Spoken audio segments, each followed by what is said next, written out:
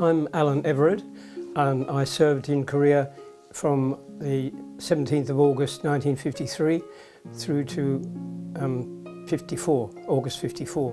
Before that I was called up as a national serviceman. In England every male was called up at the age of 18, so you had no option, and I was called up to serve, and at the interview I was asked where I would like to go, and I said to the Royal Army Service Corps.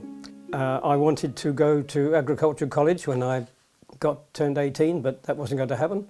So I went initially as a national serviceman, and after I'd been there a week, I understood that you could join the regular army for 3 years. That would mean I get extra money, and that would probably pay for me to go to college. So that was my aim to set about doing. They went through my records and discovered that my father was in the Second World War. He served 4 years in that regiment. So they said, well, bad luck, you're in the 1st Essex Regiment. I did the basic training, which is mainly physical training, so you have 10 weeks physical training. You're also trained in the use of rifles, light machine guns, mortars, grenades, and then we were sent, the whole battalion went to Germany, went to Lüneburg, so I spent a year in Lüneburg. Then I got promoted to Lance Corporal, and then I was sent back to England to do a course as a signal instructor. And then I rejoined the battalion, and then the battalion went out to Korea in July 1953. We had a 6-week boat journey from England to Korea. We arrived in Busan, and we were greeted by a band on the shore. I will never forget that. And then we embarked on a train, and we moved to, I think, Uijeongbu. There are 3 regiments that serve in a brigade. We had an Australian regiment, ourselves, a Canadian regiment, and then the artillery was backed up by the New Zealand regiment. And so I had a year in Korea. Well, travelling up in the train, we didn't see a lot. The train didn't have windows, but it had wire netting that to stop people throwing grenades into the train as you go up the line. But what I could see, the vegetation was stripped away. Not many big trees because of the bombing and shelling and fighting, and it was a sad thing to see. And when we arrived, we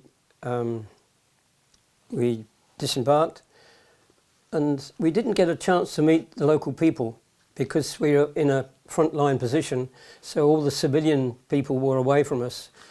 I only saw one child in the whole year I was there, and she had obviously been in a local village and had come up to see what was going on. And I've got a picture of her, but that was the only child I saw. Do you remember her name? No, I don't. I never got to actually meet her. I only saw her. I took a picture of her and she disappeared. I was trained in signalling, so communications was my role. So communications with our other units around us, with companies that were deployed in the frontline positions. And then also my job was to liaise with brigade headquarters to find out what was going on and what they needed. We were south of the Imjin River, near Pintail Bridge, I think it was. And in the winter, I'm sure it froze, which I hadn't seen before, because it was minus 40 degrees. It was very cold. When we got there, we had to dig trenches and our command post had to be dug in about 10 feet down in the ground, and then we're supposed to have wooden timbers, but there wasn't much timber around, so we just had to do with a cover over the top. That was just a tent over the top. And that was in winter time, it was very cold. We had to dig all the foundations to get the campsite erected, and that's me hefting a pick. How difficult was it digging? Oh, a lot of rocks and very hard ground. This was in Korea. These were one of the operational manoeuvres we had. At Christmas, I broke my ankle, and they took me to a hospital, which I think was a Norwegian hospital, and they just put me in plaster. And while I was there, they brought round another soldier in uniform. He had a stomach complaint, but his name was the same as mine. And they said, "You must be related because you look alike." But we weren't related. Well, we must have been related. I've never been able to trace him. I know he died shortly afterwards, so there was no point in following that up. My wife and I visited there in 2017, and I was amazed at the difference 60 years had made. There were trees, beautiful trees, and it was November, and the colour of the trees was deep red and golden, and that made the biggest impression on me, really did. I think most veterans, that's the sort of thing that restores them to a bit of sanity. And that was beautiful to see. And the people, they're so respectful and treated us very, very well. I understood their thank yous. They were so sincere in their thanks.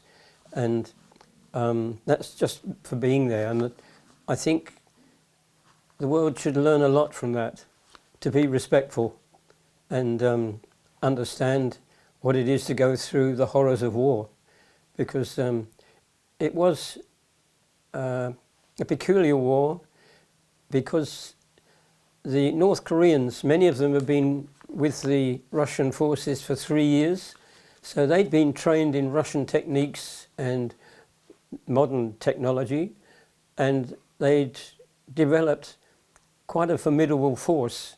And for those to go across the border and attack another country who were really not prepared, when you look back, we weren't prepared in any way. It was just a token force.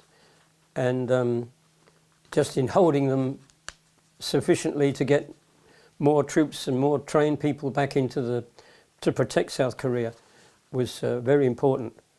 I would like to see the Korean people continue what they've been doing well. They do it so very well.